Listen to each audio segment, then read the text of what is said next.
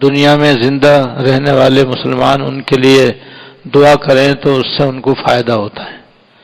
مغفرت کی دعا کریں تو اس سے بھی ان کو فائدہ ہوتا ہے، کوئی نیک عمل کر کے ان کو ثواب پہنچائے تو ثواب بھی پہنچتا ہے اور ان کو فائدہ ہوتا ہے۔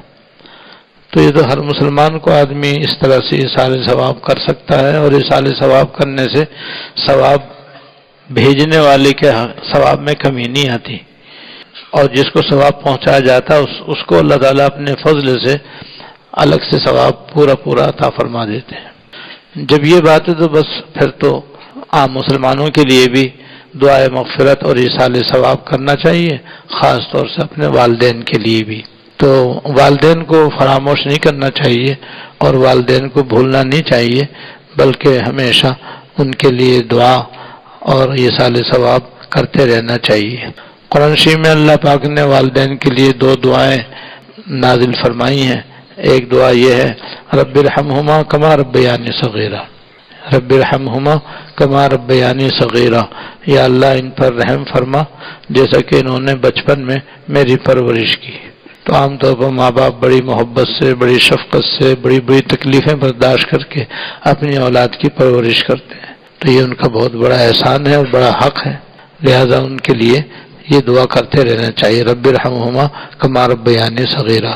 یا اللہ میرے ماں باپ پر رحم فرما جس طرح انہوں نے بچپن میں میری پرورش کی۔ اور ایک یہ دعا ہے جو مشہور و معروف ہے ربنا اغفر لی ولوالدی وللمؤمنین یوم یقوم الحساب، یا اللہ اے میرے پروردگار آپ میری مغفرت فرما دیجیے، اے ہمارے پروردگار میری مغفرت کر دیجیے، میرے والدین کی مغفرت فرما دیجیے، اور جس دن حساب و کتاب ہو اس دن ایمانداروں کی مغفرت فرما دیجیے۔ تو یہ ہر نماز میں اگر آپ معمول بنا لیں تو بہت ہی آسان ہے۔ اگر ہر نماز میں آپ کا یہ معمول بن جائے کہ اپنے والدین کے لیے یہ دو دعائیں کرتے کریں، چاہے نماز کے اندر اتحیات کے بعد، درود شریف پڑھنے کے بعد، سلام پھیرنے سے پہلے دعا مانگنے کا وہ موقع ہے، اور وہاں دعا مانگنا سنت ہے، تو یا تو اس میں مقرر کر لیں، اور یہ بھی اختیار ہے کہ نماز سے فارغ ہونے کے بعد ان کے لیے مغفرت کی دعا کر دیا کریں۔ ایک حدیث میں آتا ہے کہ جب کوئی شخص اپنے کسی مرحوم کے لیے یا والدین کے لیے یہ دعا کرتا ہے یا اللہ ان پر رحم فرما، یا اللہ ان کی مغفرت فرما، تو اللہ تعالیٰ پہاڑوں کے برابر ان کی قبر میں ثواب پہنچا دیتے ہیں۔ تو نیک لوگ ہمیشہ اپنے ماں باپ کو یاد کرتے آئے ہیں، یاد رکھتے آئے ہیں۔ ہمارے حضرت رحمۃ اللہ علیہ نے اپنا ایک واقعہ ایک مرتبہ بیان فرمایا کہ ان کے والد ماجد حضرت مولانا محمد یاسین صاحب رحمۃ اللہ علیہ، جب ان کا انتقال کا وقت قریب آیا تو حضرت فرماتے ہیں میں ان کے قریب ہی بیٹھا ہوا تھا، تو انہوں نے فرمایا حضرت کا نام لے کر کہ میں ایک بات تم سے کہتا ہوں، پھر یہ فرمایا کہ دیکھو بھول تو سب جایا کر، تم ذرا جلدی نہ بھولنا، بھول تو سب جایا کرتے ہیں، تم ذرا جلدی نہ بھولنا، یعنی دعائے مغفرت اور ایصال ثواب سے مجھ کو فراموش نہ کرنا۔ تو ہمارے حضرت جب حضرت کی عمر تقریباً 80 سال تھی، فرماتے ہیں کہ آج بھی مجھے اپنے والد صاحب کے جملہ ایسا دل میں اور دماغ میں اترا ہوا ہے جیسا بھی فرمایا۔ تو نیک لوگ جو ہے ہمیشہ جیسے اور نیک کام کرتے ہیں وہ ماں باپ کو بھی یاد رکھتے ہیں، اس لیے زندگی بھر اپنے ماں باپ کو، دادا دادی کو، نانا نانی کو، ساس سسر کو یاد رکھنا چاہیے، اور ان کے لیے حسب توفیق ایصال ثواب اور دعا کرتے رہنا چاہیے، اور اسی طرح سب مسلمانوں کے لیے بھی ان کے لیے بھی دعائے مغفرت اور ایصال ثواب کرتے رہنا چاہیے۔ نزہۃ البساطین میں ایک باپ کا اور ایک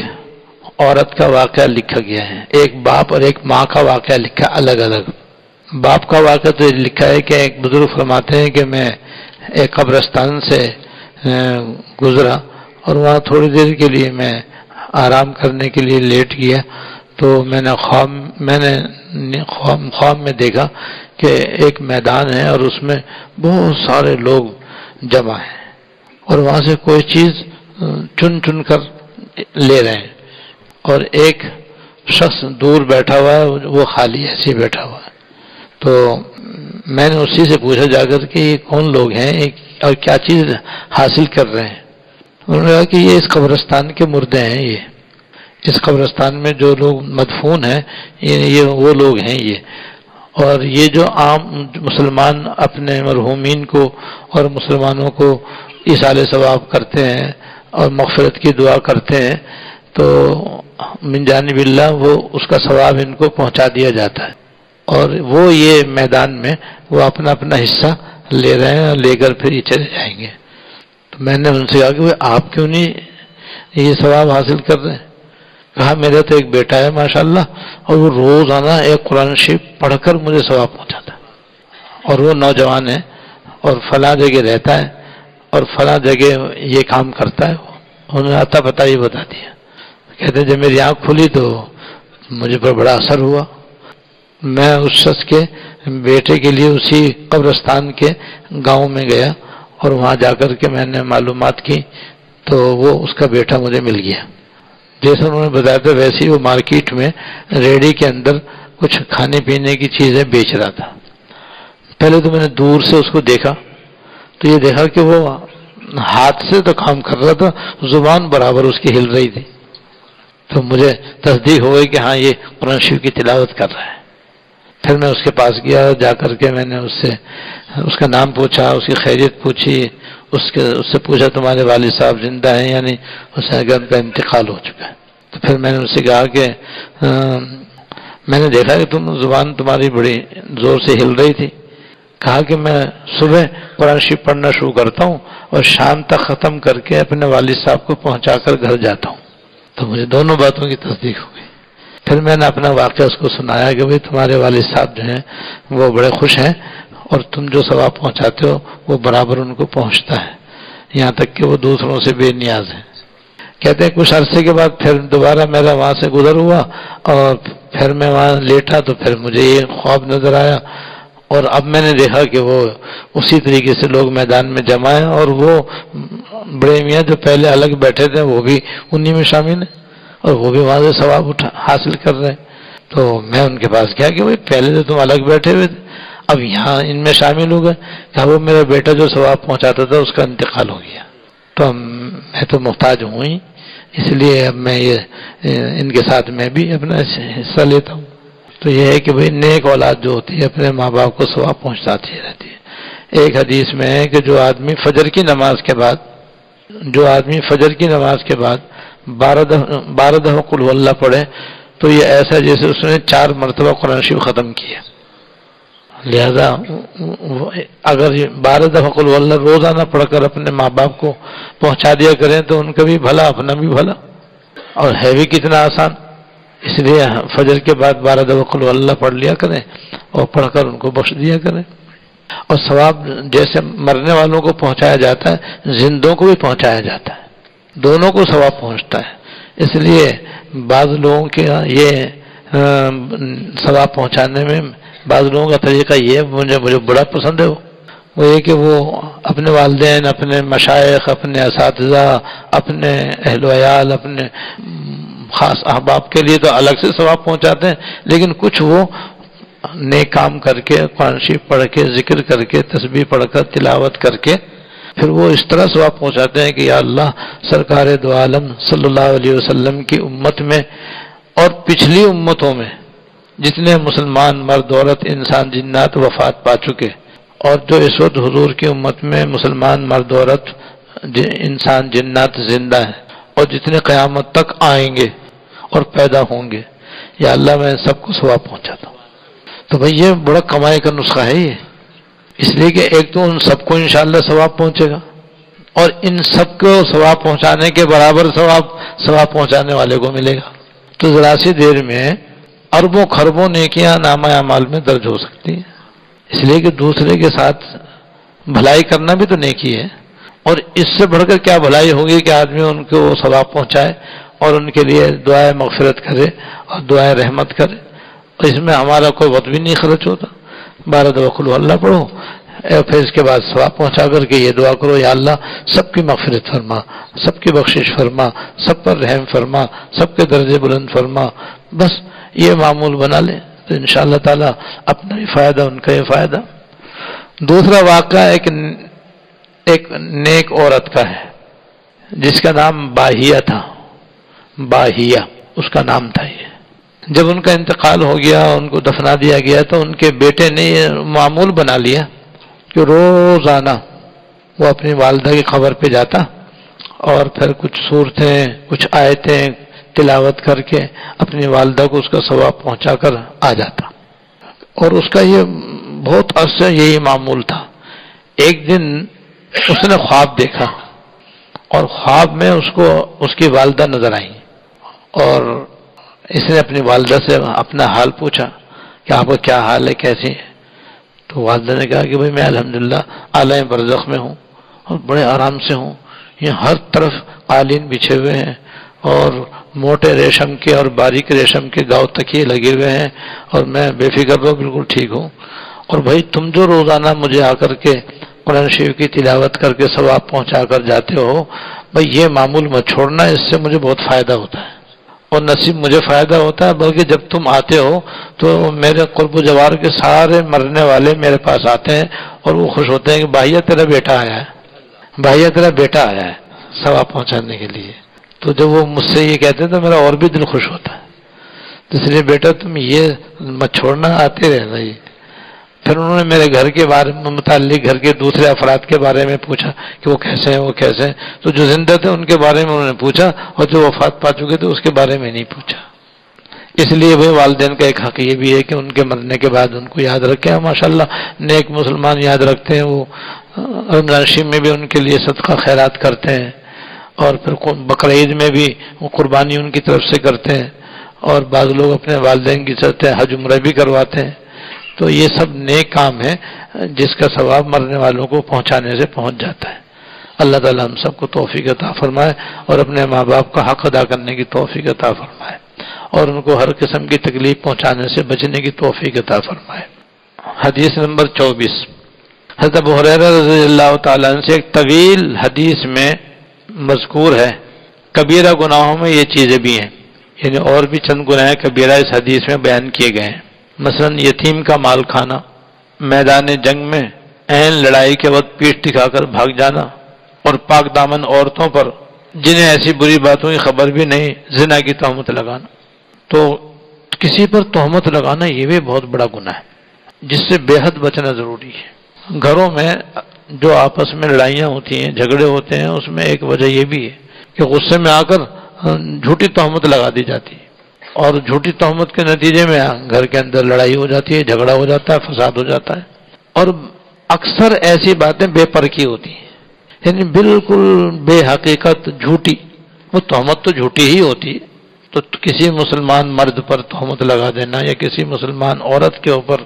جو پاک دامن ہو تہمت لگانا کتنا بڑا گناہ ہے، بہت بڑا گناہ ہے، یاد رکھیے۔ ہمارے گھروں میں، ہمارے معاشرے میں بس ایک آدمی کی بات سن کر فوراً اس پر عمل شروع ہو جاتا ہے۔ اگر گھر کے ساس نے کوئی بات کہہ دی تو بس اب اس کو بالکل پتھر کی لکیر سمجھ کر کے اب بہو کے ساتھ آپریشن شروع ہو جاتا ہے، اور بہو نے کوئی بات کہہ دی تو بس اس کی سنتے ہی اس کو بالکل پتھر کی لکیر سمجھ کر ساس ماں کے ساتھ اور گھر کے دوسرے افراد کے ساتھ لڑائی جھگڑا شروع کر دیا جاتا ہے۔ یہ بالکل غلط طریقہ ہے۔ ایسی دوست احباب نے کسی نے کوئی بات کان میں ڈال دی، بس سمجھو یہ بالکل صحیح ہے، اب جس کے بارے میں کہی اس سے کوئی تحقیق نہیں کرے گا۔ یہ ہے اصل فساد کی جڑ اور ناجائز طریقہ۔ اس کی وجہ سے گھروں کے اندر جھگڑے اور لڑائی ہوتی ہے۔ تو لہذا ہمیشہ ایک قاعدہ بنا لیں اپنا، جب کوئی بات کہے تو پہلے اس کی تحقیق کرو، اور کم از کم اس سے تو پوچھو جس کے بارے میں اس نے یہ بات کہی ہے، کہ اس نے کہی ہے نہیں کہی ہے، یا دوسرے نے نمک مرچ ملا کر کے آگے بات پہنچائی ہے۔ اور اکثر ایسے ہوتا ہے، کہنے والا تھوڑی سی بات کہتا ہے، سننے والا 10 ملا کر کے پھر آگے پہنچا دیتا ہے، اور پھر آگے جا کے آگ لگ جاتی اور گھر کے اندر جھگڑا شروع ہو جاتا ہے۔ تو یہ لڑائی جھگڑا یہ خود گناہ، اور جھوٹی بات کہنا الگ گناہ، تہمت لگانا بہت بڑا گناہ۔ اس لیے ان گناہوں سے بہت زیادہ بچنا چاہیے۔ ایسے یتیم کا مال کھانا بھی بڑا گناہ ہے۔ تو بعض گھروں کے اندر یتیم بھی ہوتے ہیں، اور بعض لوگ پھر ان کے مال کے اندر بے احتیاطی سے کام لیتے ہیں، اپنے کھانے پینے پہننے میں ان کے ناحق ان کا مال استعمال کر لیتے ہیں۔ تو یہ بھی بہت بڑا گناہ ہے۔ قرآن شریف میں اللہ پاک نے فرمایا ان الذین یاکلون اموال الیتامی ظلما، جو لوگ یتیموں کا مال ناحق کھاتے ہیں، انما یاکلون فی بطونہم نارا، وہ اپنے پیٹ میں جہنم کی آگ بھر رہے ہیں، وسیصلون سعیرا، اور ان قریب وہ دیکھتی ہوئی آگ میں داخل کیے جائیں گے۔ اتنا بڑا گناہ ہے۔ چنانچہ جب یہ آیتیں نازل ہوئیں تو پھر صحابہ کرام بہت ہی زیادہ محتاط ہو گئے، اور جن جن کے یہاں یتیم تھے انہوں نے اپنے یتیم بچوں کا کھانا بھی الگ کر دیا، پینا بھی الگ کر دیا، اور ان کی ہر چیز الگ کر کے رکھ دی۔ اب ان کے لیے الگ پکانا، پھر اگر بچ جائے تو اس کو الگ رکھ کر اس کی حفاظت کرنا مشکل ہو گیا، اور بعض مرتبہ الگ رکھے خراب بھی ہو جاتا۔ تو صحابہ کرام کو بڑی دشواری پیش آئے، تو اللہ پاک نے دوسری آیت نازل فرمایا قاعدے کے مطابق، دستور کے مطابق تمہیں ان کا مال کھانے میں کوئی حرج نہیں ہے۔ تو پھر سہولت ہو گئی، پھر صحابہ کرام نے ان کے پیسے اپنے پیسوں میں ملا کر کے پھر مشترک کھانا پکانا شروع کیا۔ تو اس میں یہ ہے کہ وہ ہمارا کھائیں گے، ہم اس کا کھائیں گے۔ تو اصل میں ہے ناحق کھانا، یہ ہے گناہ اور ناجائز۔ اور ویسے دستور کے مطابق کوئی ایک کھا پی لے تو اس میں کوئی حرج نہیں ہے، ان کو اپنے ساتھ رکھیں، ان کی پرورش کریں، اللہ کی رضا کے لیے۔ تو یتیم کی پرورش کا بڑا ثواب ہے، اس کے سر کے اوپر اگر کوئی محبت سے ہاتھ رکھے تو جتنے بال ہاتھ میں آتے ہیں ہر بال کے بدلے نیکی ملتی ہے۔ حدیث نمبر 25، حضرت ابو ہریرہ رضی اللہ تعالیٰ عنہ سے ایک طویل حدیث میں مذکور ہے کہ گناہ کبیرہ میں داخل ہیں زنا کرنا، چوری کرنا اور ڈاکہ ڈالنا۔ تو بد نظری اور بدنگاہی اور بدکاری کے متعلق تفصیل پہلے گزر چکی ہے، اس گناہ سے ہی بچنا چاہیے۔ چوری اور ڈاکہ بھی ہمارے یہاں کتنا عام ہے، اتنا عام ہے کہ کسی کی جان مال محفوظ نہیں ہے، لیکن یہ چوری کرنا، ڈاکہ ڈالنا، یہ سب حرام اور گناہ کبیرہ ہے۔ اللہ تعالیٰ اس سے بچنے کی توفیق عطا فرمائے۔ حدیث نمبر 26، اس کا عنوان ہے منافق کی نشانیاں۔ حدیث نمبر 26، منافق کی نشانیاں۔ حضرت عبداللہ بن عمر رضی اللہ تعالیٰ عنہما سے روایت ہے کہ رسول اللہ صلی اللہ علیہ وسلم نے فرمایا 4 خصلتیں جس شخص میں ہوں وہ خالص منافق ہوگا۔ 4 خصلتیں جس شخص میں ہوں وہ خالص منافق ہوگا، اور جس میں ایک خصلت ہو اس میں نفاق کی ایک خصلت ہوگی جب تک کہ اس کو چھوڑ نہ دے۔ وہ خصلتیں یہ ہیں، نمبر 1، جو اس کے پاس امانت رکھوائی جائے، خواہ مال ہو یا کوئی بات ہو تو وہ خیانت کرے۔ جب اس کے پاس امانت رکھوائی جائے تو وہ اس میں خیانت کرے، جب بات کرے تو جھوٹ بولے، جب کوئی معاہدہ کرے تو اسے توڑ دے، جب کسی سے جھگڑے تو گالیاں دینے لگے۔